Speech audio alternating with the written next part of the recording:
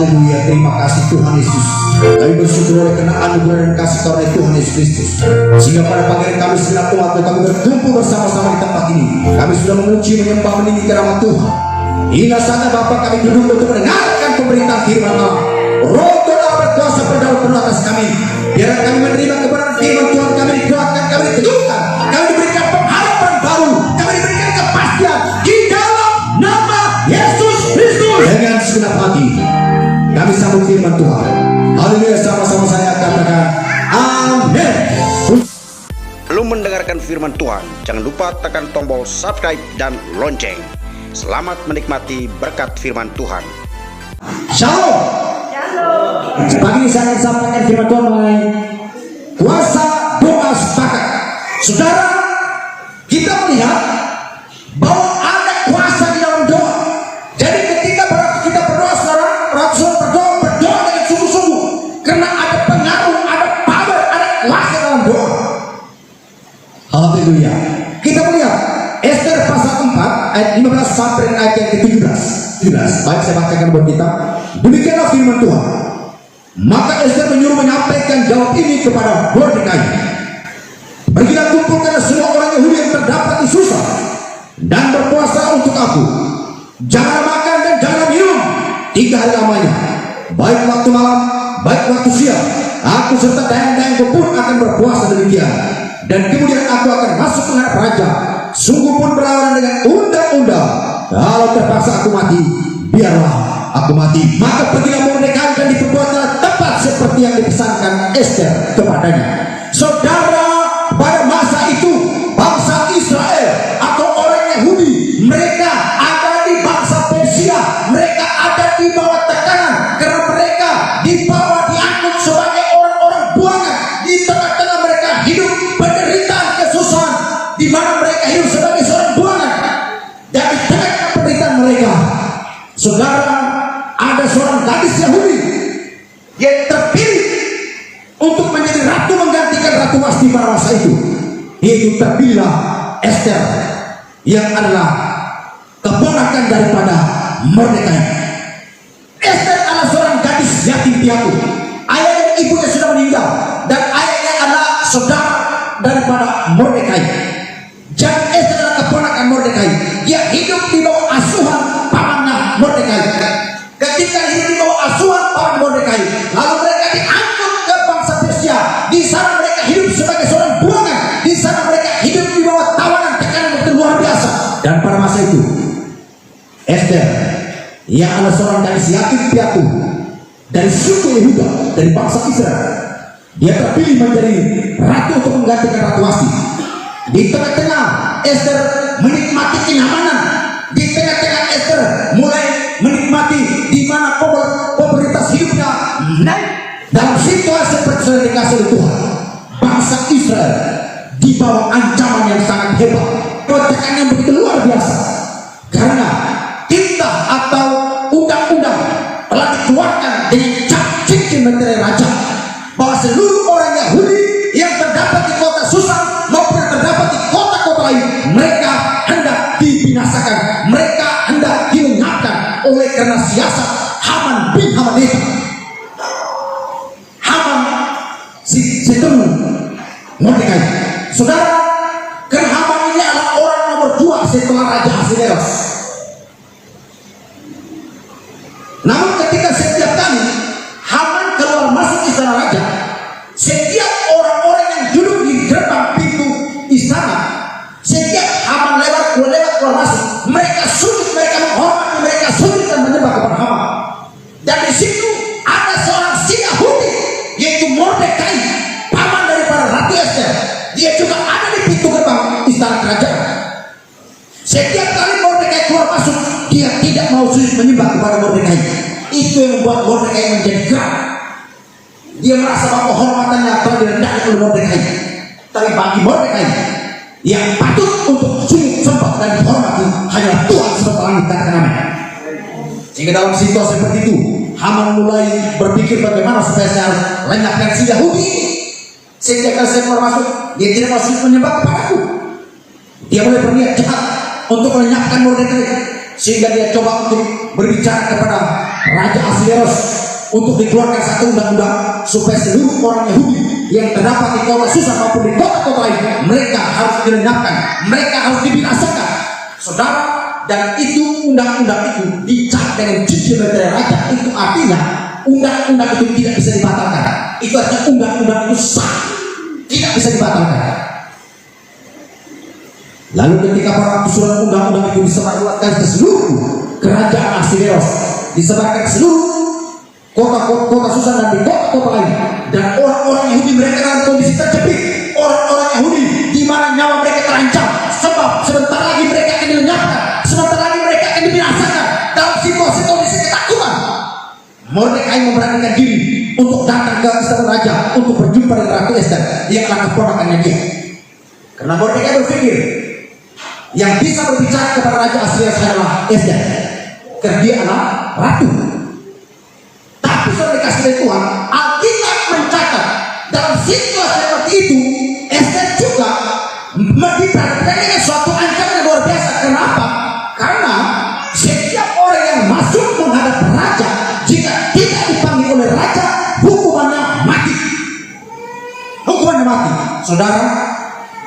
Jadi kalau saudara mau pergi menghadap bupati, ternyata tidak ada surat panggilan dari bupati, hukuman satu, yaitu hukuman mati. Jadi siapa boleh menghadap bupati kalau ada surat panggilan?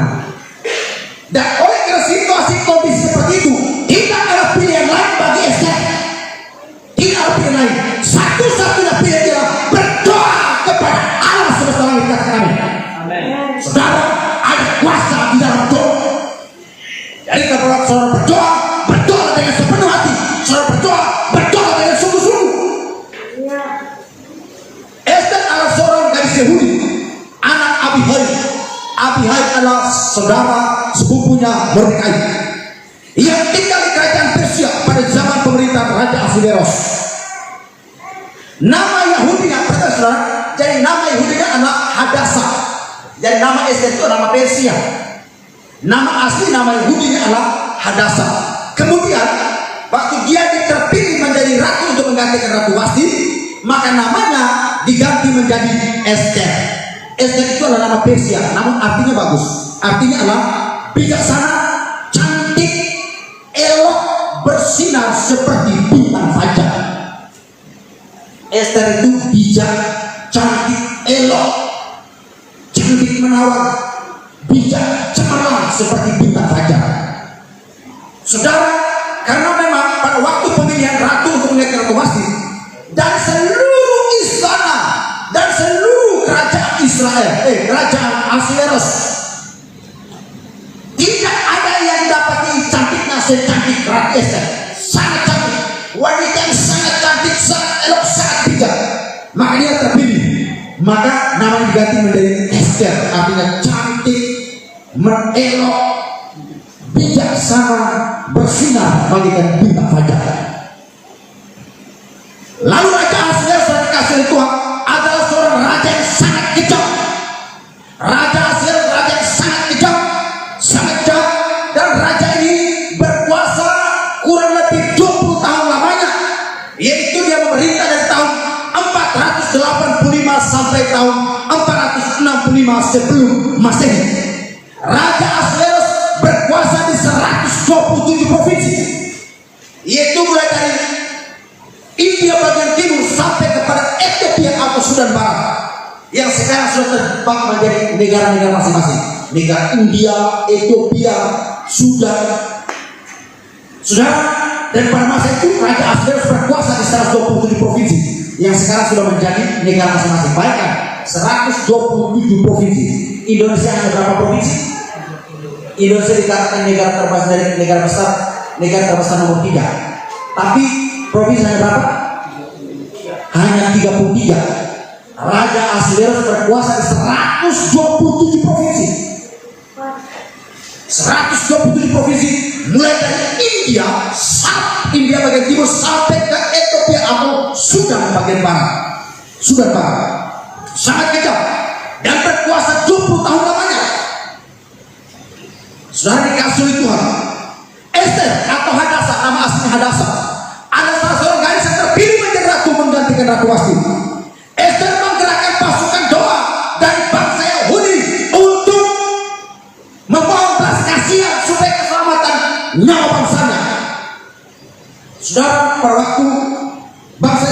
situasi ancaman, nyawa mereka terancam. Mordekai coba datang ke pintu gerbang pelataran kerajaan, lalu dia menyampaikan pesan melalui dayang-dayangnya Ester atau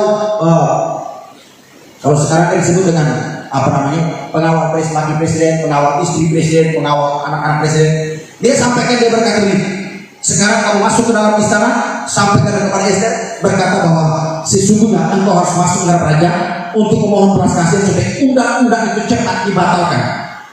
Karena jika tidak, seluruh nyawa bangsa Yahudi akan mati. Jangan engkau berpikir bahwa engkau dalam istana raja, engkau akan baik-baik saja. Saudara, Ester menyampaikan pesan. Sekarang kamu kembali ke pelataran, sampaikan kepada pamanku Mordekai, beritahu dia bahwa selama 30 hari saya belum pernah mendapatkan surat panggilan dari raja. Jadi barang siapa masuk menghadap raja, kalau dia dipanggil, maka hukuman yang berlaku ialah hukuman mati. Waktu orang itu keluar lagi ke pelataran, dia berbicara kepada Mordekai. Mordekai berkata begini, jangan engkau kira dalam situasi seperti ini engkau akan luput. Mordekai mulai mengucapkan iman, berkata, tetapi akan ada keselamatan bagi bangsa Israel dari pihak lain. Saudara, lalu orang itu kembali ke dalam istana berbicara kepada Ester. Dia sampaikan pesan seperti yang didengarkan dari Mordekai. Lalu inilah Ester berkata, baik, sekarang kamu keluar dan berbicara kepada paman Mordekai. Suruhlah dia pulang, kumpulkanlah semua orang-orang Yahudi yang terdapat di kota-kota Susan maupun terdapat di kota-kota lain. Suruh mereka berdoa dan berpuasa untuk aku 3 hari 3 malam lamanya. Tidak boleh makan, tidak boleh minum, dan aku serta dayang-dayangku pun, kami pun akan berpuasa demikian. Dan setelah kita berpuasa, barulah aku akan masuk menghadap raja. Haleluya, haleluya. The power of prayer. Ada kuasa di dalam doa. Saudara, sekali saya katakan, waktu saudara berdoa dengan sepenuh hati, berdoa dengan sungguh-sungguh, ada kuasa dalam doa. Katakan amin. Haleluya. Kita melihat dikasih oleh Tuhan. Saudara, jadi doa punya kuasa, doa punya dampak yang luar biasa. Ada kuasa dalam doa. William Cowper pernah berkata begini, iblis gemetar ketika melihat umat Tuhan, melihat anak-anak Tuhan yang lemah sekalipun secara fisik ketika mereka berlutut berdoa. Jadi saudara, iblis paling takut melihat anak-anak Tuhan yang suka berdoa. Iblis paling senang dengan orang yang malas berdoa. Iblis paling senang dengan orang yang tidak suka berdoa. Tapi iblis takut dan gemetar melihat anak-anak Tuhan yang suka berdoa. Katakan amin. Dalam bukunya William Cowper pernah berkata begini, iblis gemetar ketika melihat umat Tuhan yang lemah sekalipun secara fisik ketika mereka berlutut untuk berdoa. Tapi sekalipun orang yang fisiknya kuat, gagah perkasa, tapi jika dia malas berdoa, iblis senang. Tapi orang yang kelihatannya kurus, kering, kerempeng, lemah lunak, tapi kesukaannya berdoa, apa dikatakan? Iblis gemetar. Haleluya, haleluya. Saudara, kita perhatikan baik. Di sini ada 3 kategori orang percaya masa kini. Ada 3 kategori orang percaya masa kini. Orang percaya yang pertama adalah mereka yang membuat sesuatu yang besar terjadi. Mereka yang membuat sesuatu yang besar terjadi. Orang percaya yang kedua adalah mereka yang melihat sesuatu yang besar terjadi. Dan orang percaya yang ketiga, mereka yang bertanya-tanya apa yang sedang terjadi. Saudara, saya mengajak saudara, jadilah orang yang melakukan sesuatu yang besar terjadi. Bukan hanya melihat sesuatu yang besar terjadi, apalagi hanya sedang bertanya, apa yang sedang terjadi? Apa yang sedang terjadi? Itulah kisah ketika pada waktu pelayanan Yesus Kristus selama 3,5 tahun di muka bumi. Setiap kali dia melakukan berbagai macam mujizat, ada yang datang bertanya, apa yang terjadi? Apa yang terjadi? Ada yang melihat langsung dia sudah mujizat. Tapi ada yang datang bertanya, apa yang terjadi? Apa yang terjadi? Saudara bukan hanya menjadi seorang menonton apa yang terjadi, bukan hanya seorang yang suka bertanya-tanya apa yang terjadi, tapi saudara menjadi seorang yang membuat terobosan. Katakan amin. Dengan cara apa? Dengan cara berdoa, berlutut dan berdoa.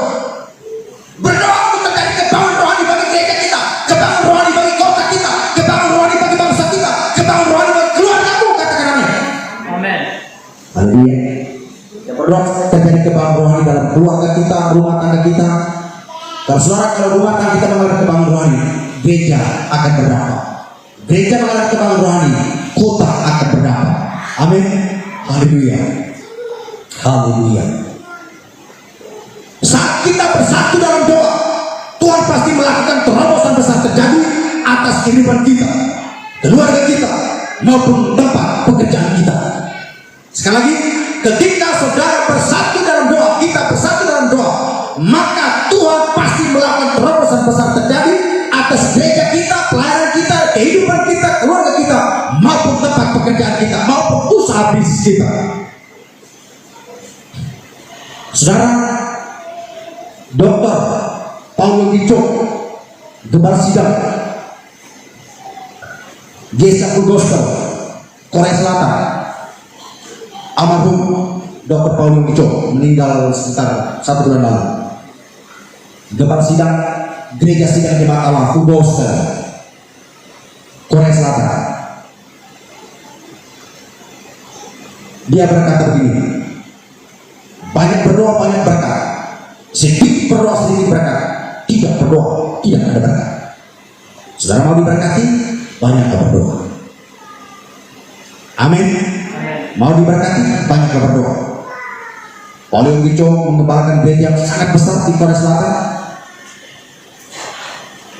dan gereja ini sangat berdampak pada seluruh dunia. Ketika hamba-hamba Tuhan dari berbagai negara mereka datang ke sana untuk melakukan studi banding, ketika dia ditanya apa buat gereja Anda begitu berkembang luar biasa, dia berkata pertama doa, kedua doa, ketiga doa, keempat doa, kelima doa. Ini jawaban dia. Satu doa, yang kedua doa, yang ketiga doa, yang keempat doa, yang kelima doa. Artinya begini saudara, sekalipun kita punya program yang begitu luar biasa banyaknya, tapi kalau tanpa adanya doa, semua program tidak akan berjalan, semua program akan sedang jadi sia-sia. Oleh sebab itu, setialah di dalam doa. Saudara yang tidak ada kesibukan selain Jumat malam, boleh datang kita berkumpul bersama-sama, kita berdoa. Kita berdoa untuk kebangunan gereja Tuhan, kebangunan rohani terjadi di kota kita, kebangunan rohani terjadi di rumah tangga keluarga saudara. Haleluya. Kasih kiri kanan, rajinlah berdoa. Nah sekarang saya akan sampaikan dampak dari kuasa doa. Perhatikan, dampak dari kuasa doa. Yaitu yang pertama, kuasa doa dapat menerobos kemustahilan. Katakan amin. Saudara, doa dapat menerobos kemustahilan. Apa yang menjadi mustahil bagi manusia, tapi dengan kuasa doa dapat menerobos tembok kemustahilan. Dunia berkata tidak mungkin, tapi dengan doa dapat menerobos apa yang dikatakan dunia berkata tidak mungkin. Dunia berkata tidak bisa, sulit, susah, tapi dengan doa, kuasa doa dapat menerobos segala kemustahilan. Katakan amin. Haleluya. Saudara, kuasa doa dapat menerobos kemustahilan. Kita melihat di dalam Ester pasal 5 ayat 1 sampai dengan 3, pasal 5 ayat yang ke-7 sampai 2, pasal 7 sampai 2 ayat 2, pasal 9 ayat 12. Kita lihat bagaimana ketika terjadinya kuasa doa, maka terjadinya kuasa doa dapat menerobos tembok-tembok kemustahilan. Saudara, pada waktu setelah Ester bersama dayang-dayangnya mereka berdoa dan berpuasa, demikian juga Mordekai menyampaikan kepada seluruh, dia mengajak seluruh orang Yahudi yang terdapat di kota Susa maupun terdapat di kota-kota lain, mereka berdoa dan berpuasa 3 hari 3 malam lamanya tanpa makan tanpa minum. Dan setelah selesai mereka berdoa, baru Ester masuk ke raja.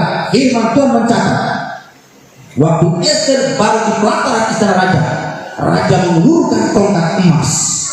Waktu raja mengulurkan tongkat emas, Ester menyentuh ujung tongkat.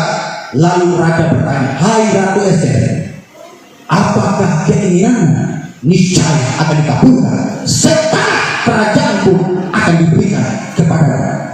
Ester berkata, ya Tuanku Raja, hamba tidak meminta setengah kerajaan, hamba tidak meminta kekayaan, tapi hamba memohon Tuanku Raja untuk datang besok pagi di perjamuan, aku akan menjamu Tuanku Raja. Wow, luar biasa saudara, luar biasa. Kuasa doa dapat menerobos kemustahilan. Saudara, jadi kalau orang yang masuk istana raja, kalau dia masuk tanpa siapa yang masukkan raja? Para raja mengulurkan tongkat emas, itu artinya kehadiran yang diterima dengan baik. Kehadiran yang diterima disambut dengan baik. Makanya waktu Ester masuk menghadap raja, di belakang sang raja, raja mengulurkan tongkat emas, artinya kehadiran Ester disambut dengan baik. Kenapa? Adanya kuasa doa. Akhirnya Ester tidak terancam untuk dibinasakan. Padahal dia masuk tidak dipanggil oleh Raja Babylon. Tapi tongkat emas pada Ester itu membuktikan bahwa kehadiran Ester disambut baik oleh raja. Dan tidak hanya disambut baik, Ester masuk. Ester belum menyampaikan permohonan, justru raja terlebih dahulu memberikan tawaran. Apa permintaan Ester? Setengah kerajaan akan kuberikan kepadamu. Saudara, saya beritahu, ini cara dampak dari kuasa doa, katakan amin. Haleluya. Ester tidak minta istana raja, tapi justru raja bertanya, mau apa dan apa keinginanmu? Setengah kerajaan akan kuberikan kepadamu. Ester berkata, mohon maaf Tuanku Raja, hamba tidak meminta harta kekayaan.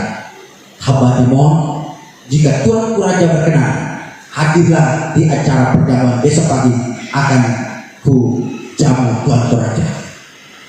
Wow. Akhirnya besok raja masuk, besoknya raja datang bersama dengan Haman. Karena raja kalau pergi harus dengan wakilnya itu Haman. Mereka menikmati makan, sementara makan, raja tidak puas. Raja bertanya lagi, Ester, apa keinginanmu? Niscaya akan dikabulkan. Setengah kerajaan pun akan diberikan kepadamu. Ester berkata gini, Tuhan Raja, hamba tidak minta harta kekayaan, hamba tidak minta istana kerajaan, hamba mohon, jika Tuhan Raja berkenan, hadirlah di perjamuan besok pagi yang kedua. Hamba akan berikan perjamuan kepada Tuhan Raja di hari yang kedua. Oh, raja senang kalau soal makan senang. Apalagi setiap pagi dikasih makan terus. Pada hari yang kedua, raja datang lagi bersama dengan Haman. Sementara mereka duduk makan. Waktu mereka sementara duduk makan, raja pun juga puas. Jika sementara makan, dia bertanya kepada Ratu Ester, hai Ratu Ester, apa keinginanmu niscaya dikabulkan. Setengah kerajaan pun akan diberikan kepadamu. Setengah kerajaan pun akan diberikan kepadamu. Wah, saudara, dia berkata setengah kerajaan pun akan diberikan kepadamu. Akhirnya apa yang terjadi, saudara? Ester berkata, hamba tidak meminta harta kekayaan, hamba tidak meminta kehormatan, hamba tidak meminta isi kerajaan, hamba hanya mohon keselamatan nyawa hamba dan keselamatan atas nyawa bangsa hamba. Raja kaget. Emangnya apa yang terjadi? Apa gerangan apa yang terjadi? Sehingga kamu minta keselamatan atas nyawa dan nyawa bangsa, apa yang terjadi? Ester berkata, karena surat undang-undang yang telah dicabut di meterai Tuhan Raja telah disebarkan ke seluruh kerajaan dan di kota dan di kota-kota lain, bahwa nyawa bangsa hamba terancam dan mereka akan dibinasakan. Raja marah. Siapa gerangan orang yang melakukan niat jahat ini? Ester berkata, orang yang melakukan niat jahat ialah orang yang hidup makan semeja bersama dengan Tuhan Raja. Raja kaget, ternyata orang itu adalah anak buahnya dia sendiri. Dan ada sudah dia marah. Kalau dalam kondisi mabuk, dia coba keluar ke pelataran untuk menenangkan dirinya. Kenapa? Karena orang ini adalah anak kepercayaannya dia. Ternyata ada yang jahat. Dia marah. Lalu dia ke pelataran mencoba untuk menenangkan dirinya. Waktu dia menenangkan dirinya, Mordekai berlutut di depan Ester. Di tempat tidak Ester duduk. Dia berlutut, dia minta ampun. Waktu raja masih lihat, kurang ajar ini orang ini. Di depan mata orang dia tidak mendatang ratu. Akhirnya raja mulai makin gerak. Bawa orang yang jual, bunuh dia, sulahkan ke tilang. Akhirnya dia yang hendak didirikan oleh Haman bin Hamedata untuk menyulahkan Mordekai, justru dia yang tergantung di atas tiang itu. Jadi akhirnya senjata akan tuang. Saudara, inilah kuasa doa, katakan amin. Kuasa doa dapat menerobos kemustahilan. Sesuatu yang menjadi mustahil bagi Ester dan Mordekai dan bangsa Yahudi, tapi justru karena kuasa doa dapat menerobos tembok-tembok kemustahilan. Saudara, kalau saat ini engkau dalam kondisi sulit dan susah, secara manusia saya akan tidak ada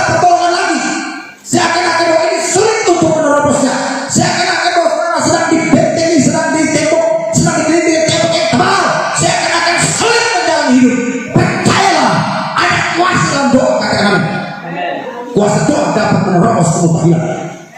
Haleluya. Dokter berkata penyakit itu tidak sembuh, tapi dengan kuasa doa dapat menerobos kemustahilan. Katakan amin. Haleluya. Dunia berkata kamu tidak punya pasangan hidup lagi, dengan doa dapat menerobos kemustahilan. Engkau diberikan pasangan hidup. Katakan amin. Secara manusia engkau berkata bahwa engkau sulit mendapatkan pekerjaan karena engkau punya orang lain, engkau tidak punya kenalan. Tapi dengan kuasa doa dapat menerobos kemustahilan, engkau dapat pekerjaan. Katakan amin. Haleluya. Oleh itu kalau saudara berdoa, berdoa dengan sepenuh hati, berdoa dengan sungguh-sungguh. Karena ada kuasa dalam doa. Ada dampak, ada pengaruh luar biasa dalam doa. Haleluya. Yang kedua, perhati baik. Dampak dari kuasa doa. Yang kedua, kuasa doa dapat memberi jawaban melampaui akal pikiran manusia. Katakan amin. Wow, haleluya. Amin. Kuasa doa dapat memberi jawaban melampaui akal pikiran kita. Firman Tuhan berkata, apa yang tidak pernah terpikirkan oleh kita, apa yang tidak pernah dilihat oleh mata kita, apa yang tidak pernah didengar oleh telinga kita, apa yang tidak pernah timbul dalam hati kita, Allah melakukan, menyediakan bagi mereka yang sungguh-sungguh mengasihi Dia, bagi mereka yang sungguh-sungguh berdoa. Katakan amin. Haleluya. Saya berapa kali mengalami kuasa doa dalam situasi kondisi terjepit seakan-akan tidak ada pertolongan lain. Tetapi ketika saya beruntun dan berdoa, jawaban Tuhan terjadi. Mujizat dinyatakan. Haleluya. Saudara, kasih kiri kanan, mujizat hanya sejauh doa. Amin. Haleluya. Mujizat hanya sejauh doa. Waktu saudara berdoa, saudara akan mengalami mujizat. Dan waktu saudara malas berdoa, justru cari pertolongan pihak lain di luar kehendak Tuhan, tidak akan pernah terjadi mujizat. Yang ada hanyalah petaka, yang ada hanyalah membawa kehancuran. Kuasa doa dapat memberi jawaban melampaui akal pikiran manusia. Saudara, ketika Ester menggerakkan doa, baik dia bersama dengan dayang-dayang lain di dalam istana kerajaan maupun Mordekai, digerakkan untuk menggerakkan seluruh orang Yahudi, seluruh orang-orang Israel. Mereka berlutut dan berdoa, dan situlah Allah memberikan jawaban bagi mereka melampaui batas-batas pemikiran mereka. Saudara, kalau kita baca pasal selanjutnya, di pasal yang kelima dan enam dikatakan begini. Lalu karena ini merupakan undang-undang yang dicap oleh Tiberius Raja, itu artinya undang-undang tidak bisa dapat dibatalkan. Undang-undang itu sah. Tapi di sisi lain, Ester mereka sudah berdoa dan Tuhan sudah bekerja, dan Ester sudah memohon belas kasih kepada raja. Makanya raja tidak bisa membatalkan undang-undang itu, tapi raja mengeluarkan satu surat lagi, yaitu diperintahkan kepada seluruh orang Yahudi untuk apa? Untuk bersiap mempertahankan diri. Kalau sudah baca pasal selanjutnya, bukan Tuhan berkata, bukan raja berkata, baik, saya akan membuat undang-undang untuk membatalkan undang-undang yang tidak sudah kenal. Undang-undang yang dicapkan di Tiberius Raja itu undang-undang sah, tidak bisa dapat dibatal. Tapi selain karena Ester sudah mohon belas kasihan, Ester sudah mohon kepada kepada raja untuk pintu belakang. Pintu belakang itu tidak boleh ada yang menemani. Jadi pertama, ketika pada waktu Ester mereka sudah berdoa, raja mereka sudah berdoa, Ester sudah berdoa, Mordekai mereka sudah berdoa, saudara. Jika pada waktu mereka mohon belas kasihan kepada raja tidak membatalkan undang-undang itu, tapi raja mengeluarkan satu surat undang-undang itu dikhususkan kepada orang Yahudi untuk apa? Untuk berdiri dan mempertahankan nyawa mereka, bersiap mempertahankan nyawa. Artinya, Rasulullah dikatakan bersiaplah mempertahankan nyawa kalian. Berarti artinya apa? Artinya terjadi peperangan, pembantaian, pembunuhan. Tapi luar biasa, saudara, di tengah-tengah kerajaan Persia, yaitu kerajaan Ahasveros, bangsa Israel, Alkitab mencatat hari itu mereka mempersiapkan diri untuk mempertahankan nyawa mereka atas serangan. Justru sebaliknya, mereka berhasil membantai seluruh orang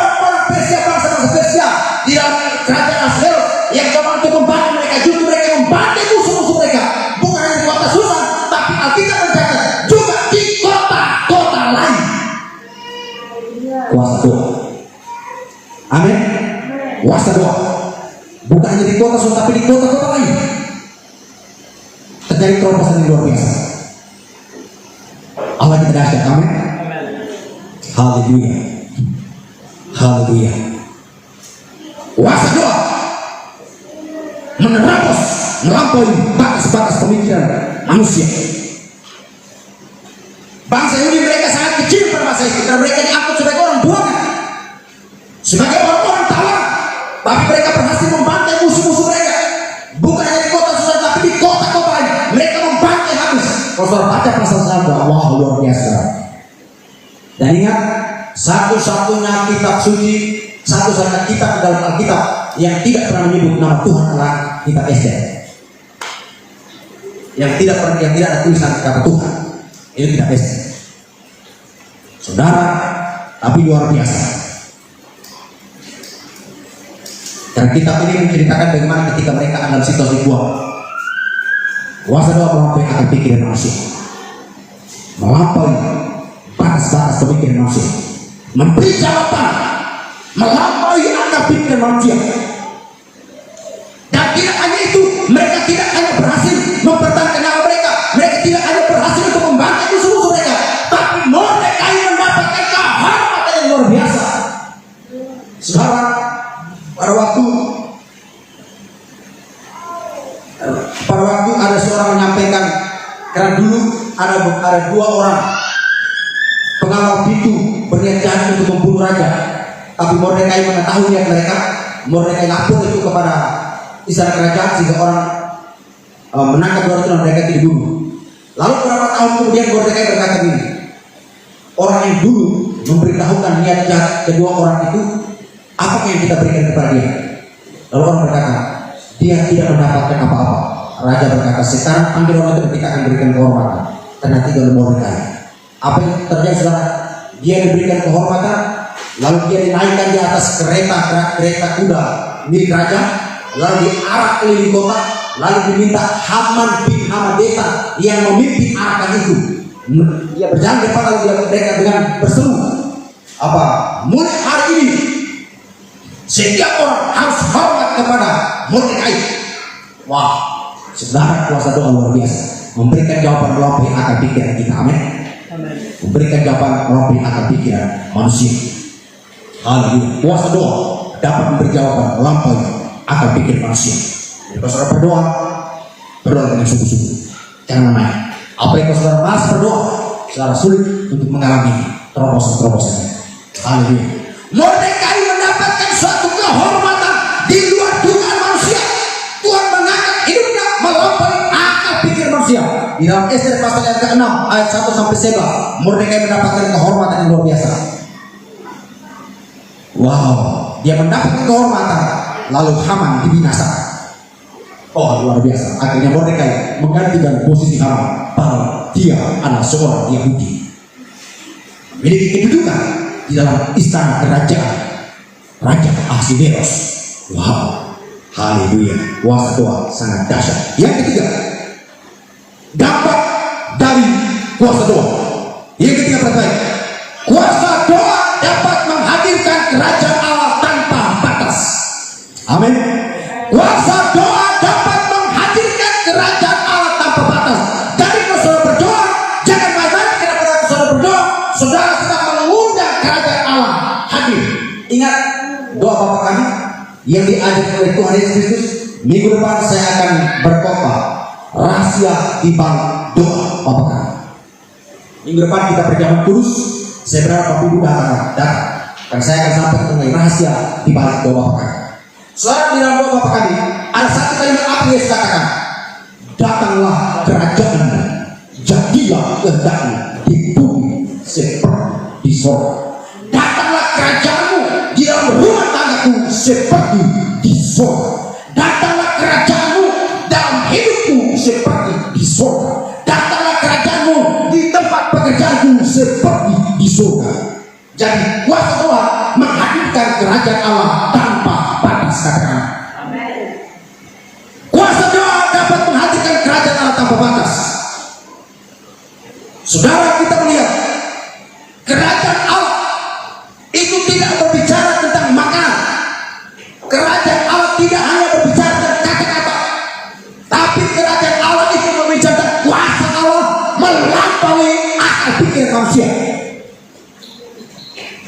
Kerajaan Allah berbicara tentang kuasa Allah tanpa batas yang melampaui akal pikir manusia untuk melakukan terobosan besar, untuk melakukan mujizat, untuk melakukan keajaiban demi keajaiban, untuk melakukan kesembuhan.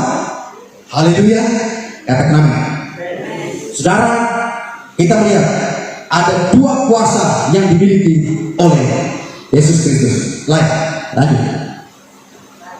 Perhatikan, ada dua kuasa yang dimiliki oleh Tuhan Yesus Kristus. Yaitu yang pertama, dua kuasa yang dimiliki oleh Tuhan Yesus Kristus. Yang pertama disebut apa? Dunamis. Apa itu dunamis? Saudara, dunamis adalah kuasa Allah melampaui akal pikir manusia untuk melakukan mujizat, untuk melakukan terobosan terjadi, untuk menciptakan yang tidak ada menjadi ada. Dan kuasa dunamis ini bisa diberikan kepada orang percaya jika mereka hidup sungguh-sungguh dalam Tuhan. Jika saudara hidup sungguh-sungguh dalam Tuhan, dunamis itu juga diberikan kepada saudara. Itulah yang disebut dengan dunamis. Saudara, kuasa yang dimiliki oleh Yesus yang disebut dengan dunamis, kuasa yang juga bisa diberikan kepada orang percaya jika mereka hidup sungguh-sungguh dengan Tuhan. Mereka sungguh-sungguh mengabdikan dirinya kepada Tuhan. Jadi jika saudara sungguh-sungguh dengan Tuhan, saudara pun akan diberikan kuasa ini. Bapak Marcelus pun akan diberikan kuasa dunamis. Sehingga berwaktu di tempat pekerjaan tiba-tiba orang kerasukan setan, Bapak Marcelus datang dan berkata, setan pergi. Setan akan pergi. Kenapa? Karena ada kuasa dunamis di dalam tubuh Bapak, di dalam hidup Bapak Iksan atau Bapak Marcelus. Kenapa? Karena kuasa ini bisa diberikan kepada orang percaya. Amin. Ibu Dini sebagai seorang ibu rumah tangga yang kelihatan lemah, tapi jika ibu sungguh-sungguh dengan Tuhan, ibu akan diberikan kuasa yang disebut dengan dunamis. Sehingga dengan kuasa dunamis ini, ibu ini berdoa dengan kuasa mujizat terkait.